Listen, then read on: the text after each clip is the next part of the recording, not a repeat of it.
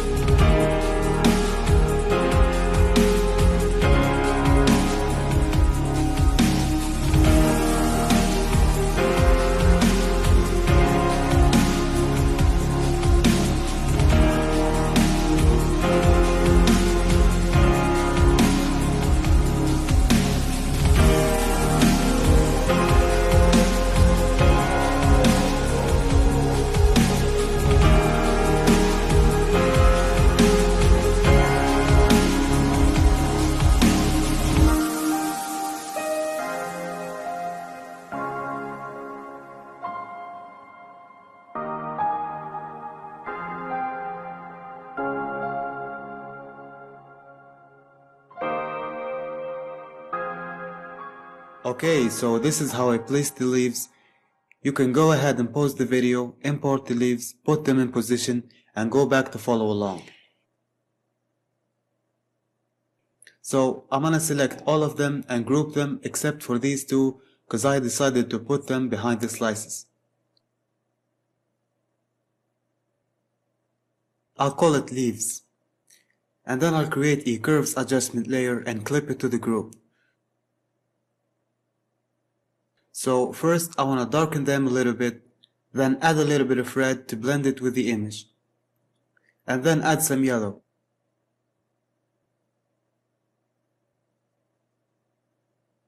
I don't want this adjustment layer to affect all of the leaves, so I'm going to paint black on the layer mask on some of the leaves.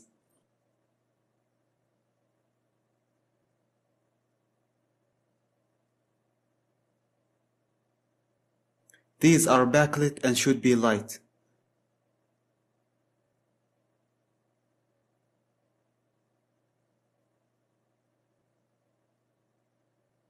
And also for these.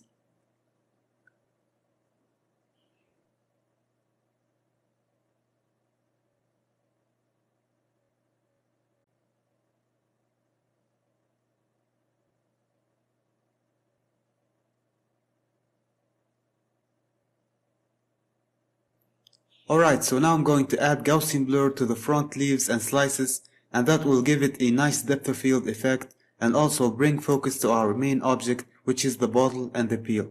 And then we're gonna add motion blur to some of the leaves to make them look like they are floating and moving in space. Okay, I'm going to start by the leaves group. The first one will be this. Select it, then go to Filter, Blur, Gaussian Blur.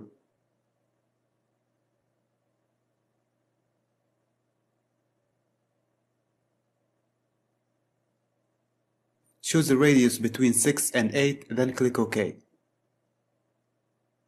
And this is when I told you smart filters will come in handy, because now I can double click here and change the value at any time.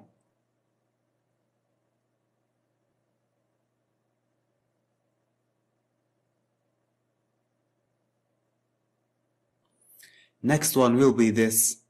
This time go to Filter, Blur, Motion Blur. So right here you have the angle of the blur. Make sure it's pointing to the bottle, because our main object is supposed to be making a sort of explosion effect. And 38 distance will be good. I don't want the blur to affect all of the leaf, so I'll click on the mask, then take a black brush and remove the blur from this area.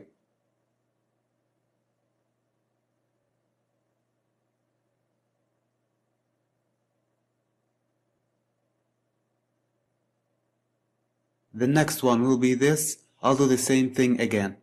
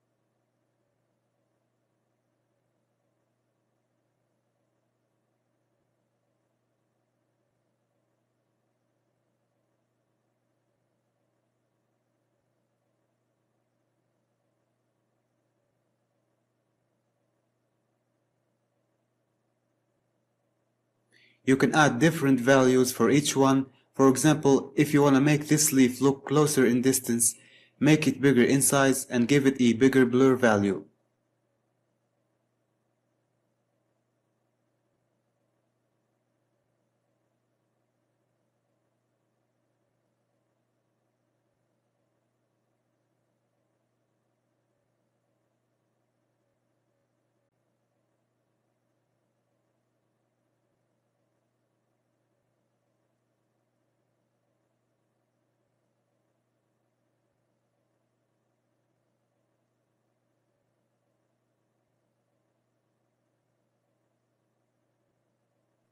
Okay, last leaf is this one. It should be behind the front slices.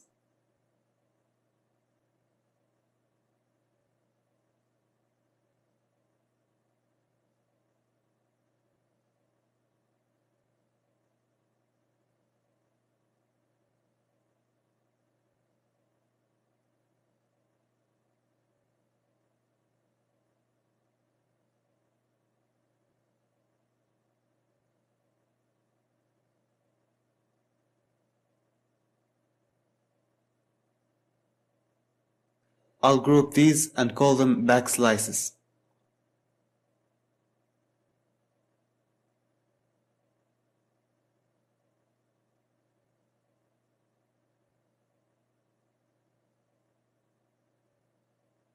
And now I'll add blur to the front slices.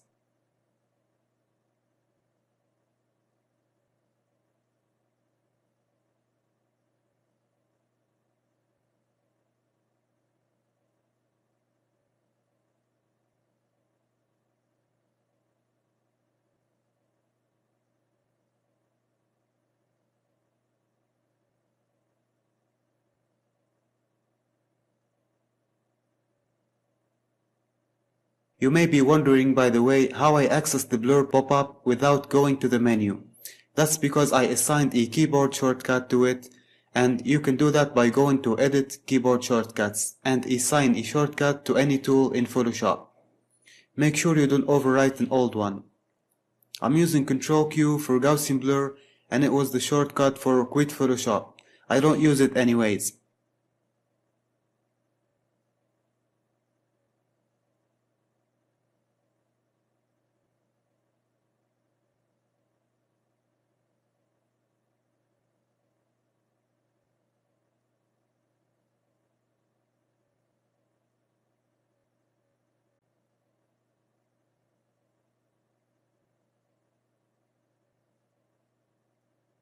So, I will end this lesson right here. I think we made a good progress. I'll see you in the next lesson where we will do some general fixes and complete painting the lighting effects for the bottle.